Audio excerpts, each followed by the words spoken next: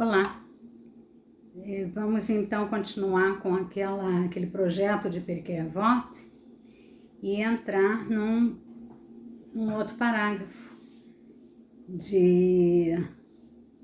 do tratado que em português foi traduzido como A Ética dos Pais, mas no vídeo anterior já explicamos que a tradução não é exatamente essa, mas essa foi uma tradução editorial. O livro, ele é vendido, ele é conhecido como A Ética dos Pais, mas a tradução para Pirkei Avot não é exatamente essa. Pirkei Avot são os parágrafos dos ancestrais, os parágrafos os capítulos dos antepassados. Mas acredito que esse título, A Ética dos Pais, tenha sido importada de uma outra tradução, provavelmente do inglês, não sei, eu desconheço, eu imagino. Mas isso não faz diferença, só para deixar essa explicação. Lembrando que Pirkei Avot é um tratado de um dos 6 livros de uma coleção chamada Mishnah, que data do século II, 1800 anos atrás. A Mishnah, a coleção de livros Mishnah, chamada, são 6 livros da Mishnah, faz parte do Talmud. Então, a Mishnah, uma coleção de livros, mais a coleção de livros seguinte, que é a Gemara, compõe o Talmud. O Talmud, tão conhecido, né? Falamos tanto de Talmud. O Talmud é composto de a literatura rabínica, são as leis rabínicas, os comentários rabínicos, sempre remetidos às escrituras originais, a Torá e ao Tanar, e foi escrito entre os séculos II e o século VI, em épocas diferentes, né, em lugares diferentes, em idiomas diferentes, mas é uma vasta literatura de leis rabínicas e encaminhamento. Também contém também uma coletânea de midrashim, né, de historietas, que depois foram sendo acrescentadas através dos séculos por outras historietas. Tem um livro de Martin Buber em português traduzido para o português com o nome de Histórias do Rabi. Bom, mas aí já estou me estendendo. Esse tratado de Pirkei Avot, o que tem de especial nele é que ele fala de comportamento social, comportamento do homem com o seu semelhante. Fala de outras coisas também, mas em geral é um livro de ética, por isso foi traduzido como A Ética dos Pais, talvez, mas não pais no sentido pai genitores, né, pai e mãe, mas no sentido de pais ancestrais, patriarcas. O que há de especial nele é que o Talmud tem leis de todo tipo, mas esses parágrafos de Pirkei Avot são parágrafos que falam de comportamento social, comportamento ético do ser humano com o seu semelhante. Esse parágrafo que nós vamos tratar hoje, que eu escolhi para hoje, eu até mencionei no último vídeo, eu acho que ele já está começando a fazer parte do acervo universal, da cultura universal, assim como uma frase do Talmud, que agora no momento de cabeça eu não sei a fonte, mas eu posso verificar. Quem salva uma vida é como se estivesse salvando o mundo inteiro. Essa frase apareceu naquele filme premiado, A Lista de Schindler, mas eu tenho visto essa frase em vários outros contextos. A Lista de Schindler, ela realmente tem uma temática que justifica citar uma frase do Talmud, mas eu tenho visto essa frase, quem salva uma vida é como se salvasse o mundo inteiro, eu tenho visto em diversos contextos não necessariamente ligados a judaísmo ou a cultura judaica. Então, eu acho que esse parágrafo que nós vamos tratar hoje está indo nessa direção. Se é que já, pode ser até que já tenha sido absorvido no acervo internacional e usado em outros contextos. Ele é tão bonito que as pessoas sabem de cor, como eu vou falar agora sem ler. Esse parágrafo está no capítulo 1 de Pirkei Avot, parágrafo 14. E ele é assim: se eu não for por mim, quem será por mim? E se eu for apenas por mim, o que sou eu? E se não for agora, então quando? Gente, isso tem 1.800 anos. E é de uma atualidade, não me canso de falar da beleza literária, das imagens, desde aquele vídeo que eu fiz do livre-arbítrio, que o mundo se parece com uma loja, onde cada um entra e pega o que quer, mas tem o dia da prestação de contas. Onde eu fiz um elogio muito grande, não me canso de fazer um elogio a um texto tão antigo e tão bonito e verdadeiro e atual. Não é só atual pelo conteúdo, ele é atual também pelo estilo, pela linguagem. Parece uma poesia. Se eu não for por mim, quem será por mim? Mas se eu for apenas por mim, o que sou eu? E se não for agora, então quando? Ele parece muito óbvio, mas nós vamos falar cada uma das 3 frases do parágrafo. Se eu não for por mim, quem será por mim? Parece, à primeira vista, uma afirmação ou uma pergunta, né, no caso, egoísta. Mas vamos observar bem. Tem um conteúdo, sim, de autopreservação, de autovalorização e de autoestima. Tem, o judaísmo prevê isso, a autovalorização e a autopreservação e também a autoestima. No entanto, essa frase, se eu não for por mim, quem será por mim? Ela tem o lado do benefício, né? Eu devo cuidar de mim, cuidar da minha aparência, cuidar do meu conforto, mas eu devo também cuidar do meu aprimoramento espiritual, intelectual, da minha retificação, do meu tikkun, que são coisas difíceis de tratar, são coisas que ninguém pode fazer pela pessoa. Então, a pessoa cuidar do seu autoconhecimento, da sua evolução intelectual, da sua formação acadêmica, da sua formação, do seu sucesso profissional. Se eu não for por mim, quem será por mim? Então, essa é a parte trabalhosa dessa frase. Então, à primeira vista, ela fica parecendo uma frase egoísta, mas não, ela é uma frase que dá trabalho. Tem um conteúdo, sim, de autovalorização, que eu acho muito bonito, até separei aqui, como isso é verdadeiro. Eu separei aqui as orientações que o comissário de bordo ou a comissária de bordo que eles dão no início do voo.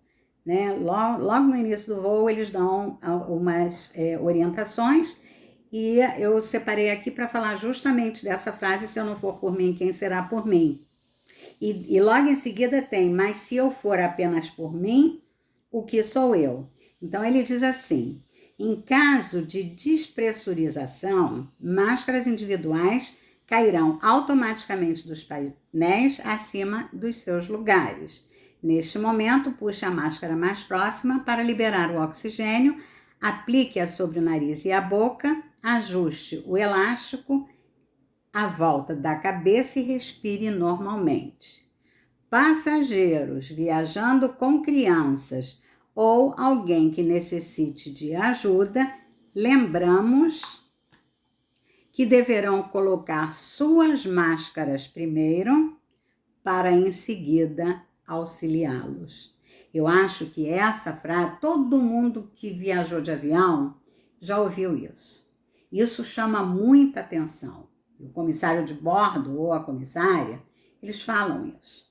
Então, em caso de emergência, você coloca a sua máscara antes e depois vai ajudar as crianças ou os idosos ou as pessoas que entrarem em pânico ou quem for necessário, né? Quem tiver necessidade. Essa frase ilustra muito bem essas duas primeiras partes do parágrafo de Pirkei Avot, Imena Nilimili, se eu não for por mim, quem será por mim? Vem Manirak Leatzmi Mani, e se eu for apenas por mim, o que sou eu? E se não for agora, quando? Também encaixaria aqui, mas vamos parar no eu colocar a minha máscara primeiro e depois ir ajudar as outras pessoas. Porque se eu não estiver a salvo, eu não vou conseguir ajudar ninguém. E isso aqui precisamente, me lembrei exatamente disso, para tirar o elemento egoísta, aparentemente egoísta, dessa frase em Menanilimili. Se eu não for por mim, quem será por mim? Porque tem também alguma coisa de trabalhoso nisso, né? Tem sim, não vou tirar a precedência, tem a precedência da vida, então isso, a vida da pessoa tem precedência sobre a outra vida, mas tem também o empenho, o esforço individual que só depende da pessoa. Então, vamos ouvir, se eu não for por mim, quem será por mim? Quem vai fazer a minha retificação, se não eu? Quem vai fazer o meu tikkun? Quem vai se graduar? Quem vai se empenhar? Mas também quem vai cuidar de mim? Quem vai cuidar da minha saúde? Quem vai cuidar da minha aparência? Quer dizer, é tudo, mas não é apenas um lado aparentemente egoísta, como vimos lá na orientação do comissário de bordo. A segunda frase, mas se eu for apenas por mim, o que sou eu? Então, o judaísmo prevê na ajuda ao semelhante, prevê dois tipos de ajuda bem diferenciados. E aí cada um vai poder se colocar dentro dessa classificação e dentro dessa definição. O primeiro tipo de ajuda é a tzedakah. Tzedakah quer dizer, tem um sentido denotativo e tem um sentido conotativo. O sentido denotativo da palavra tzedakah é justiça. Vem do radical tzedek. Tzedek é justiça. Tzedakah é derivado de justiça, como se fosse justiça social. E a conotação dessa palavra tzedakah é caridade. Então, nós temos dentro da palavra, a própria origem etimológica da palavra, ela nos informa, ela comunica que caridade não é um ato voluntário, mas é um ato de justiça. De justiça, no caso, de justiça social. Porque a origem da palavra caridade em hebraico é tzedek, justiça. Então, quando a pessoa diz, né, eu vou fazer uma caridade, na realidade, na língua hebraica, ela está dizendo, eu vou fazer uma justiça. Então, a caridade, a tzedakah, ou quando alguém pede uma tzedakah, tem um dia eu vou fazer um vídeo só para isso, porque o Rambam, o Maimônides, ele fez 8 degraus de tzedakah, 8 níveis de caridade.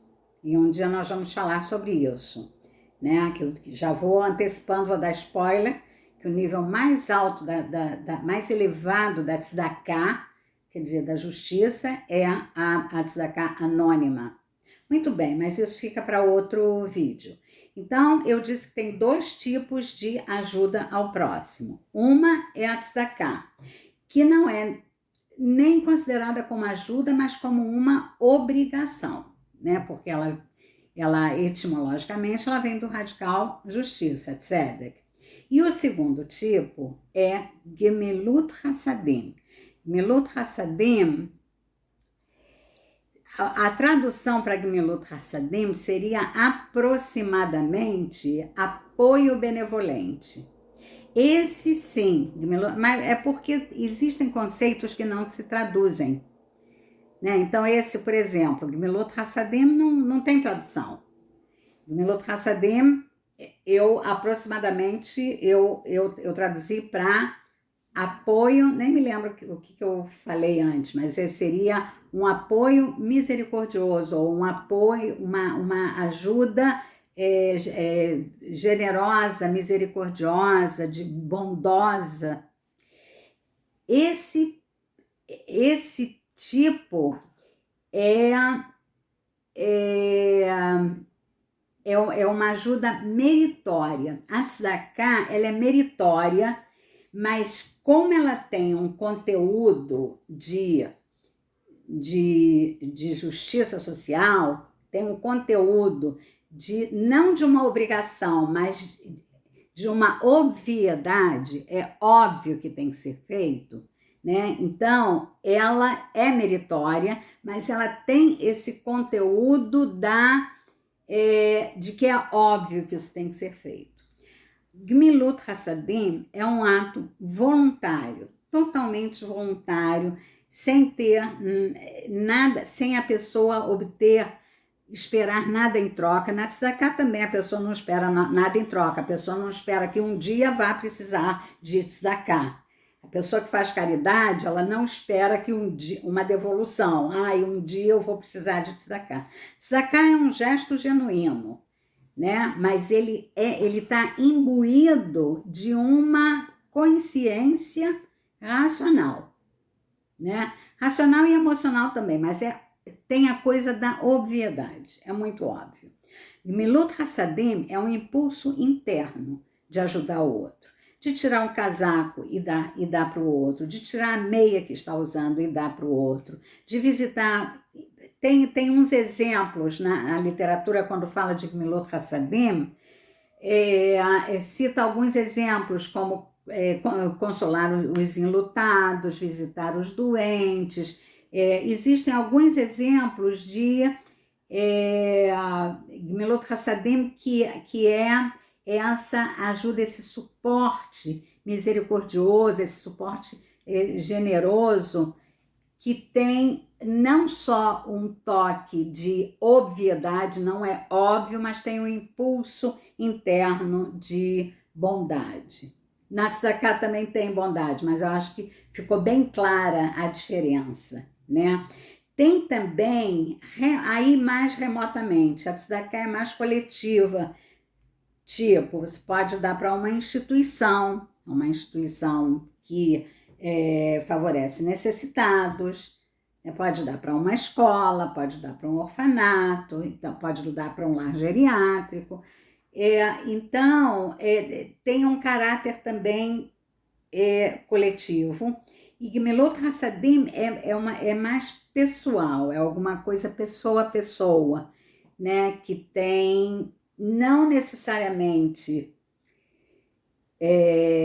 com grau de proximidade, de consanguíneo, e aí já não é Gemilut Hassadim, aí já é parentesco. Nós estamos falando do homem em relação ao seu semelhante, né? Então, seria um gesto individual de empatia. Eu acho que Gemilut Hassadim tem um lance de empatia, quer dizer, de estar com o outro voluntariamente, sentir o frio que o outro sente, sentir a dor que o outro sente e estar junto. Gemilut Hassadim. E a terceira frase do parágrafo, vem lo achar matai, e se não for agora, então quando? É assim, é tanto é a antecipação. Está falando de antecipação, está falando não só de não adiamento, está falando de antecipação. Tem um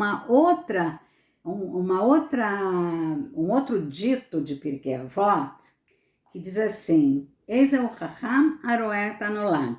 Quer dizer, quem é sábio é aquele que prevê o que pode vir a acontecer. Quer dizer, o sábio não é aquele que detém o conhecimento, é aquele que...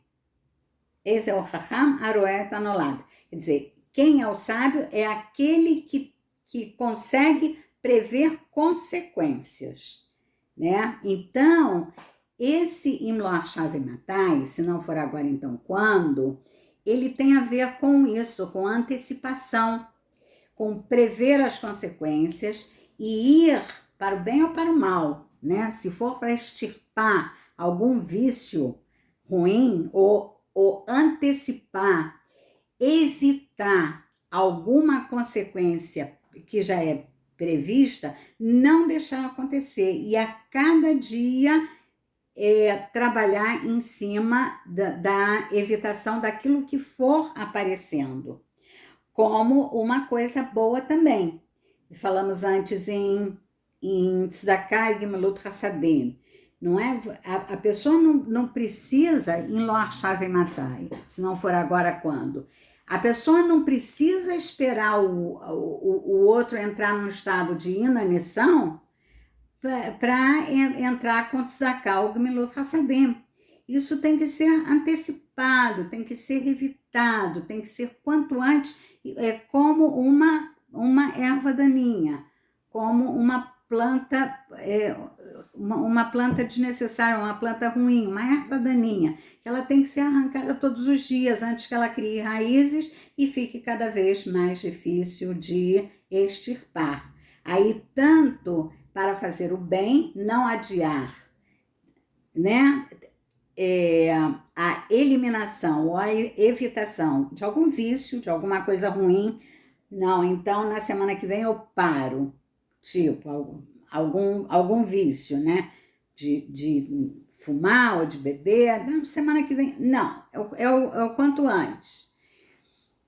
Melhor, quanto antes, menos enraizado está. Quanto para salvar uma vida ou tomar alguma providência. Então, quanto antes, melhor. Então, não é esperar uma derrocada total, mas a cada dia trabalhar o que é daquele dia. Então, gente, é isso aí.